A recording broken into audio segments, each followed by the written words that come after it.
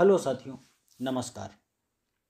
साथियों, जब तक आप दूसरे के सुख को अपना सुख और दूसरे के दुख को अपना दुख नहीं समझेंगे, तब तक वास्तव में आप सुखी व्यक्ति नहीं हो सकते हैं। सुखी व्यक्ति वही है जो सबके सुख में अपने आप को भी सुखी बना लेता है और सबके दुख को महसूस करके अपना दुख समझता है।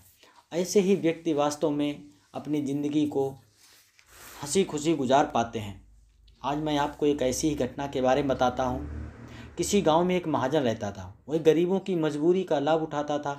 जब कोई उससे रुपए उधार मांगने आता तो वह बदले में उसकी चीज़ गिरवी रख लेता, और जब वह वापस लेने आता तो ब्याज दुगना तिगना दिखाकर उसकी उस चीज़ को हड़प लेता था। गांव के सब लोग उससे बहुत परेशान हो गए थे। अनेक गरीबों के बर्तन और चांदी सोने के जेवर वह हड़प चुका था। उसके घर के पास ही एक बुढ़िया रहती थी जो बेचारी लकड़ियाँ बेचने का काम करती थी। एक दिन उसका बेटा बहुत बीमार हो गया और उसका इकलौता बेटा था। बुढ़िया को दवाई के लिए पैसों की ज़रूरत पड़ गई। वो महाजन के पास गई और बोली, साहू जी, मेरी लकड़ी का गट्ठर कई दिनों से नहीं बिका है और मेरा बेटा बहुत बीमार है। मुझे कुछ रुपए उधार दे दीजिए तो बेटे को किसी हकीम को दिखा दूं। थोड़े दिन बाद आपके रुपए लौटा दूंगी। महाजन ने कहा, कोई चीज़ गिरवी रख दो तो रुपया मिल जाएगा। बुढ़िया के पास सोना चांदी तो था नहीं, पानी भरने का पीतल का एक कलश था। वह उसे उठा लाई और उसने महाजन से कहा, 8 दिन के बाद ब्याज सहित आपका रुपया लौटा दूंगी तो कलश वापस कर देना। महाजन ने बुढ़िया को रुपए उधार दे दिए। वह रुपए लेकर अपने बेटे को हकीम को दिखाने गई। हकीम ने उसे मियादी बुखार बताया। कई दिन तक इलाज चलता रहा, पर बेटे की हालत बिगड़ती ही चली गई और एक दिन उस बुढ़िया का जवान लड़का काल के मुंह में चला गया, अर्थात इस संसार से विदा ले गया। अब बुढ़िया अकेली रह गई। ना लकड़ी बीनने गई और ना ही घर में रखा लकड़ी का गट्ठर बेचने ही जा सकी। वह महाजन के पास गई और बोली, मेरा कलश मुझे दे दो, उसे बेचकर आपके पैसे दे दूंगी। महाजन की नीयत बिगड़ गई। वह कलश देने से मुकर गया। बुढ़िया बहुत दुखी हुई। उसने महाजन को श्राप देते हुए कहा, तेरा सर्वनाश हो जाएगा, तू एक एक रोटी के लिए भीख मांगेगा। महाजन पैसे के घमंड में चूर था। उसने बुढ़िया का हाथ पकड़ा और उसे धक्का देकर बाहर निकाल दिया। बुढ़िया रोती बिलखती हुई अपने घर की ओर चली गई। उसके घर में देवी की एक मिट्टी की मूर्ति थी। वह हाथ जोड़कर देवी के सामने विनती करने लगी। उसी रात स्वप्न में उसे देवी दिखाई दी। देवी ने उससे कहा, महाजन के पाप का घड़ा भर गया है, वह कंगाल हो जाएगा। तू दुखी मत हो, अपने घर के आंगन की बाईं ओर खुदाई शुरू कर दे, तुझे चांदी के रुपयों से भरा कलश मिल जाएगा, तेरी गरीबी हमेशा के लिए दूर हो जाएगी। बुढ़िया सवेरे तड़के उठकर उस जगह को खोदने लगी। उसे नीचे एक कलश दिखाई दिया। उसने बहुत परिश्रम कर उसके चारों ओर से मिट्टी हटा दी। बाहर निकाल कर देखा तो वास्तव में उस कलश में चांदी के रुपए निकले। कलश पर देवी की नक्काशीदार प्रतिमा बनी हुई थी। बुढ़िया ने उसमें से थोड़े रुपए निकाल लिए और कलश मिट्टी में ही दबा दिया। अब बुढ़िया को लकड़ी बीनने की ज़रूरत नहीं पड़ती थी। आसपास के लोग देखते कि बुढ़िया बाजार से सामान लाती, कपड़े खरीदती और उन्हें गरीबों में बांट देती। वह मंदिर जाती, सबके सुख दुख में काम आती थी। जेठ का महीना था, गर्मी बहुत थी। बुढ़िया अपने गांव में खुरहरी चारपाई पर लेटी पंखा झल रही थी। आंधी आई तो वह अंदर चली गई।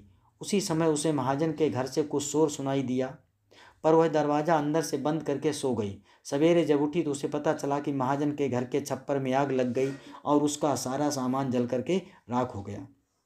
वह और उसके बाल बच्चे घर से निकल कर किसी प्रकार अपनी जान बचा पाए। उसी दिन से महाजन कंगाल हो गया। अब जब भी वो बुढ़िया के सामने पड़ता तो आंखें नीची कर लेता था, क्योंकि उसकी हिम्मत नहीं होती थी उस बुढ़िया से आंख मिलाने की। इतना सब होने पर भी महाजन की नीयत ठीक नहीं हुई। वह किसी को अच्छा खाते पीते देखता तो मन ही मन जलता था। अब उसकी आंख बुढ़िया के घर पर लगी थी। वह रात दिन सोचता कि बुढ़िया कुछ काम नहीं करती, फिर कहाँ से खाती है। बुढ़िया की तो काया पलट गई, आखिर इसके पास पैसा कहाँ से आता है। एक दिन जब बुढ़िया सामान खरीदने के लिए शहर गई तो महाजन साधु का भेष बनाकर उसके पीछे पीछे चल दिया। उसने बाजार में देखा कि बुढ़िया के पास चांदी के बहुत से सिक्के हैं। उसका माथा ठनका। वह सोचने लगा कि इसे कहीं न कहीं से तो बड़ा धन प्राप्त हो गया। वो रात दिन इसी टोह में रहने लगा और बुढ़िया से भी ठीक से बातें करने लगा। वह अक्सर उससे कहता, तुम हमारी माँ के समान हो, मेरी गलती माफ़ कर दो, हम लोगों को ईश्वर ने ही सज़ा दे दी है। कभी कभी वो उसके घर भी आ जाता था। बुढ़िया का मन बड़ा ही पवित्र था। वह उसे कुछ खिला पिला देती। महाजन अपनी क्रूर दृष्टि बुढ़िया के घर के चारों ओर डालता। वह एक दिन जब वह बुढ़िया के आंगन में चारपाई पर बैठा हुआ था, तभी उसकी दृष्टि आंगन में बाईं ओर खुदे हुए स्थान पर पड़ी। वो समझ गया कि यही वो स्थान है जहाँ से बुढ़िया को धन प्राप्त हुआ होगा। समझने में तथा चालाकी में वह सैकड़ों इंसानों से आगे था। अब वह रात दिन इसी सोच में रहने लगा कि कैसे उसका धन चुरा ले। अब वो कपट भरी बातों में मिश्री घोलने लगा, अर्थात वो चापलूसी करने लगा। उसके इस व्यवहार को देखकर बुढ़िया समझती थी कि अपनी करनी का फल भोगने के पश्चात महाजन का मन पवित्र हो गया है। वह थोड़ा बहुत उस पर विश्वास करने लगी।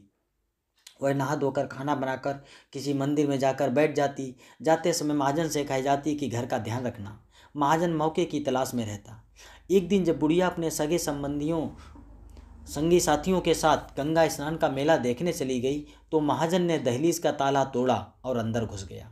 उसने अंदर से दरवाज़ा बंद कर लिया और खुरपी से उसी जगह को खोदने लगा जहां उसे धन गड़े होने का अनुमान था।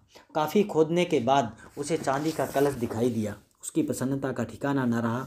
जैसे ही उसने कलश बाहर निकालने का प्रयास किया, एक काली नागिन उसमें से निकलकर बाहर आ गई और उसके दोनों हाथों से लिपट गई। महाजन घबरा गया और उसे पसीना आ गया। किसी भी तरह वो नागिन की जकड़ से अपने आप को मुक्त न कर सका।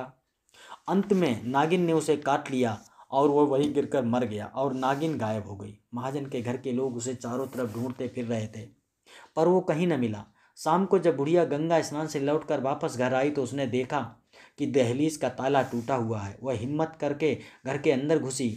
महाजन की लाश देखकर उसकी चीख निकल गई। बुढ़िया की चीख सुनकर आसपास के लोग आ गए। जब लोगों ने महाजन को देखा तो उसका सारा शरीर नीला था।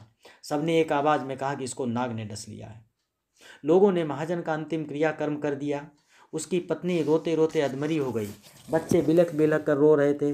घर में सब गरीबी से अलग से परेशान थे। क्रियाकर्म के लिए भी बुढ़िया ने उसकी पत्नी को रुपया दिया। महाजन को बुरे कर्म का फल मिल गया था। बुढ़िया की खुशहाली का भी रहस्य खुल गया, पर अब किसी में इतना साहस ना था कि उसके धन पर आंख लगाता। बुढ़िया ने अपने घर में ही एक छोटा सा मंदिर बनवाया, अनेक स्थानों पर कुएं खुदवाए। वह गांव के बच्चों पर भी जी खोल कर खर्च करती थी। किसी भी गरीब व्यक्ति के सामने अगर कोई समस्या होती थी तो वह उसकी मदद करती थी। अर्थात वह प्रत्येक ऐसा व्यक्ति, अगर कोई व्यक्ति समस्या में है, उसको किसी तरह की परेशानी है, तो हर किसी की वो मदद किया करती थी।